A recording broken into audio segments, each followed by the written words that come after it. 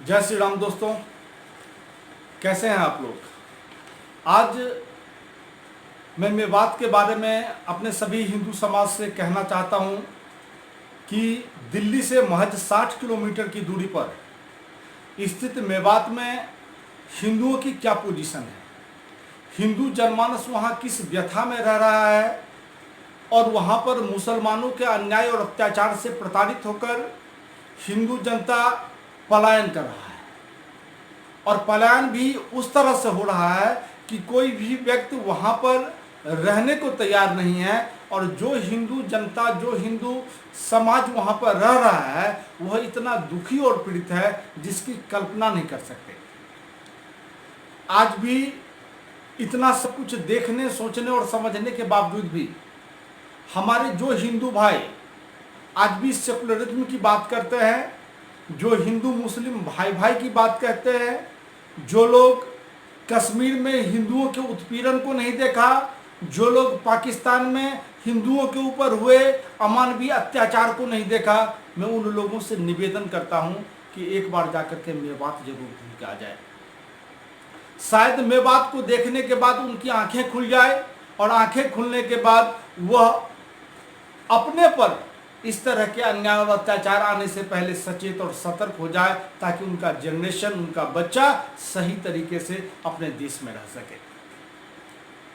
साथियों, बहुत सारे हिंदुओं को आज भी देख रहे हैं कि वह मूक दर्शक बनकर सिर्फ तमाशा देखने में विश्वास कर रहा है। आज भी उन्हें यह विश्वास नहीं हो रहा है कि देश के अंदर किस तरह के वातावरण को तैयार किया जा चुका है।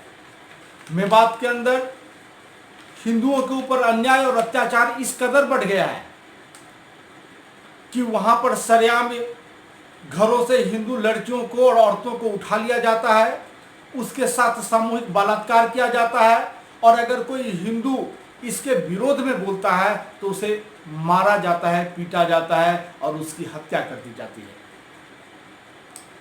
साथियों, वहां पर हिंदू इतने प्रताड़ित हैं कि अगर एक हिंदू लड़का किसी मुस्लिम लड़की से शादी कर लिया तो उसे सबसे पहले इस्लाम स्वीकार करना पड़ता है, इसके बाद ही वह जाकर के वह मुस्लिम लड़की से शादी कर सकता है। और इतना ही भर से बात नहीं बनती, बल्कि उस लड़के के पूरे परिवार को प्रताड़ित किया जाता है कि वह भी इस्लाम स्वीकार करे। अब उसके परिवार के सामने दो विकल्प रहता है कि या तो वह इस्लाम स्वीकार करके यहाँ पर रहे या नहीं तो वह मेवात को छोड़ करके बाहर चले जाए।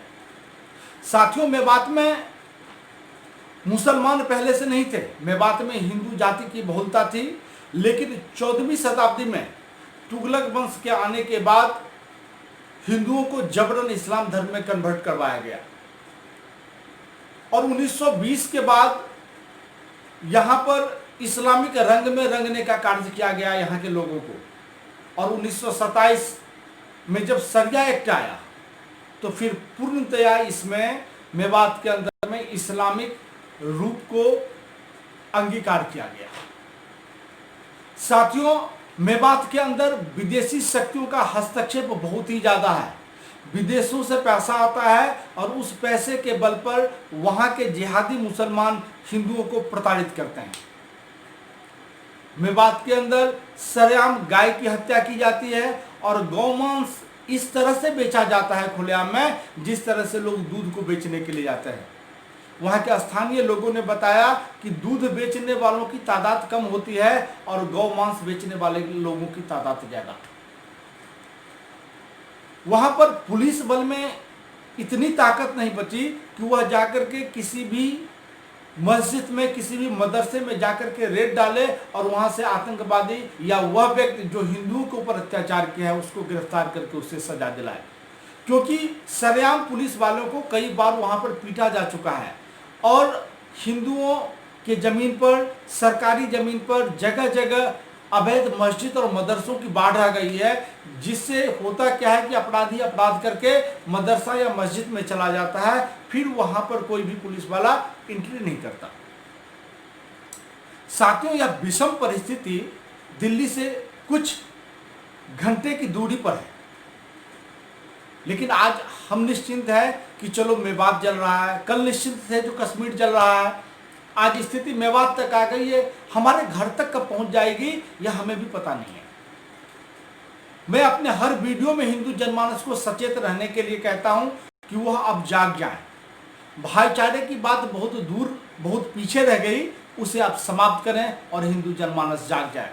साथियों, वहां पर इस्लामिक शैली में सारे भवन का निर्माण कार्य किया जा रहा है मेवात में। मेवात में किसी भी स्तर पर कोई भी ऐसा व्यक्ति नहीं है जो हिंदुओं के प्रोटेक्शन में खड़ा हो। हिंदू इतने पीड़ित और प्रताड़ित हैं कि अब मेवात में पहले 30% हिंदू थे, आज के तारीख में महज 4 से 5% हिंदू वहां पर बचे हुए हैं।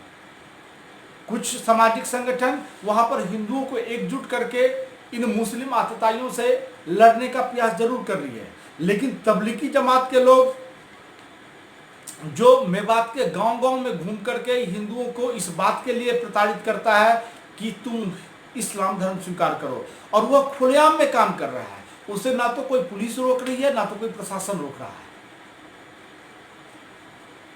साथियों, पिछले दिनों मेवात में कुछ विश्व हिंदू परिषद के कार्यकर्ता गए थे, जिन्होंने वहां पर सर्वे किया और यह एक उम्मीद जगी है कि हरियाणा में भारतीय जनता पार्टी सत्ता में है और वहाँ के मुख्यमंत्री मनोहर लाल खट्टर जी एक सक्षम व्यक्ति है और वह प्रयास कर रहे हैं कि किसी तरह से मेवात में हिंदुओं को पुनः बसाया जाए और हिंदुओं को सुरक्षित वातावरण मुहैया कराया जाए।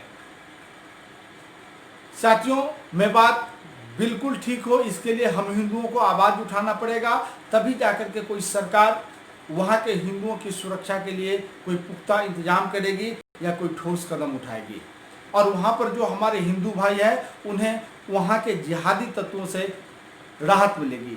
मेवात के अंदर में बड़े पैमाने पर रोहिंग्या मुसलमान और बांग्लादेशी मुसलमान को बाहर से ला करके बसाया जा रहा है, ताकि वहाँ का डेमोग्राफी चेंज करके मेवात को एक इस्लामिक क्षेत्र के रूप में डेवलप किया जा सके। साथियों, पिछले दिनों प्रशांत भूषण के एक ट्वीट के ऊपर थोड़ा हलचल मचा हुआ है देश के अंदर। प्रशांत भूषण ने सुप्रीम कोर्ट के चीफ जस्टिस के खिलाफ एक के बाद एक ट्वीट किया और ट्वीट करने के बाद उस ट्वीट को चीफ जस्टिस ने संज्ञान में लिया और संज्ञान में लेकर के प्रशांत भूषण के खिलाफ अवमानना का नोटिस जारी हुआ और अब वह नोटिस सजा में तब्दील होने वाली है। लेकिन कुछ असामाजिक तत्व, आशुतोष जैसे पत्रकार इस तरह के वातावरण को बनाने में लगा हुआ है कि मानो प्रशांत भूषण एक कुर्बानी देने के लिए जा रहा हो, प्रशांत भूषण एक बलिदान देने के लिए जा रहा हो।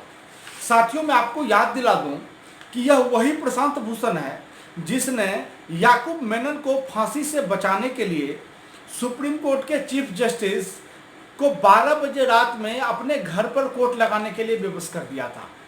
यह वही प्रशांत भूषण है जो देशद्रोही और गद्दारों की पैरवी करता है सुप्रीम कोर्ट के अंदर। यह वही प्रशांत भूषण है जो देश में नक्सली और घुसपैठिए रोहिंग्या और बांग्लादेशी मुसलमानों की पैरवी करता है। साथियों, हमें यह भूलना नहीं चाहिए कि यह वही प्रशांत भूषण है जिसने यह मांग किया था कि कश्मीर को पाकिस्तान को दे देना चाहिए। तो अब हमें यह समझ लेना चाहिए कि प्रशांत भूषण के पक्ष में जो लोग आवाज उठा रहे हैं वह किस तरह के लोग होंगे। आज आशुतोष के वीडियो में हमने देखा कि आशुतोष यह कह रहा है कि क्या सुप्रीम कोर्ट इतना कमजोर हो गया है कि प्रशांत भूषण के एक ट्वीट से उसमें हलचल मच गई। नहीं, ऐसा बिल्कुल नहीं है। सुप्रीम कोर्ट कमजोर नहीं है। आशुतोष, मैं तुम्हें बताना चाहता हूं कि प्रशांत भूषण को अगर नहीं सजा मिला तो सुप्रीम कोर्ट सही में कमजोर हो जाएगी, क्योंकि तब प्रशांत भूषण की देखा देखी कई सारे लोग इस तरह के ट्वीट करने लगेंगे। सुप्रीम कोर्ट के जज सुप्रीम कोर्ट के फैसलों के ऊपर ट्वीट आने लगेगा और इसके बाद सुप्रीम कोर्ट की विश्वसनीयता जनता की नजर में कम हो जाएगी। प्रशांत भूषण के देखा देखी एक मुनव्वर राणा करके कोई शायर है, उसने भी सुप्रीम कोर्ट के फैसले के ऊपर प्रश्न चिन्ह उठा दिया। वह भी एक ट्वीट के माध्यम से सुप्रीम कोर्ट के ऊपर अनावश्यक टिप्पणी किया है। साथियों, मैं आप लोगों को यह बताना चाहता हूं कि जब से राम मंदिर का फैसला हिंदुओं के पक्ष में आया है, तब से ये सो कॉल्ड सेकुलर गैंग के लोग विक्षिप्त हो चुके हैं मानसिक रूप से। इन्हें यह पता ही नहीं चलता है कि राम मंदिर को हम कैसे डाइजेस्ट करें, या राम मंदिर के विरुद्ध में हम कौन सी ऐसी प्रतिक्रिया दें जिससे कि हम थोड़ा लाइमलाइट में रहे और हमारे मन के अंदर का जो विक्षोभ है वो विक्षोभ थोड़ा कम हो। आज ये लोग इसी वेदना से पीड़ित होकर के अनावश्यक ट्वीट करते हैं, अनावश्यक टिप्पणी देते हैं। इसीलिए साथियों, इन लोगों के षड्यंत्र को हमें समझना होगा और प्रशांत भूषण जो एक बलिदान वाली छवि को पेश करने में लगा है ताकि देश के जनता को फिर से गुमराह किया जा सके, जो सुप्रीम कोर्ट ने उसके साथ इनजस्टिस किया है। मैं अपने सभी साथियों से यह निवेदन करता हूं कि प्रशांत भूषण के साथ जो कुछ भी हो रहा है वो बिल्कुल सही हो रहा है, क्योंकि प्रशांत भूषण ने सुप्रीम कोर्ट के खिलाफ टिप्पणी करके एक मर्यादा की उस सीमा को लांघ दिया है जिसे एक वकील के रहते उन्हें नहीं लांघना चाहिए था।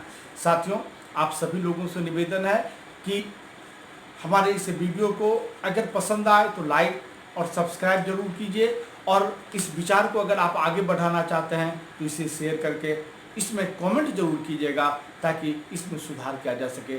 जय हिंद, जय भारत, जय।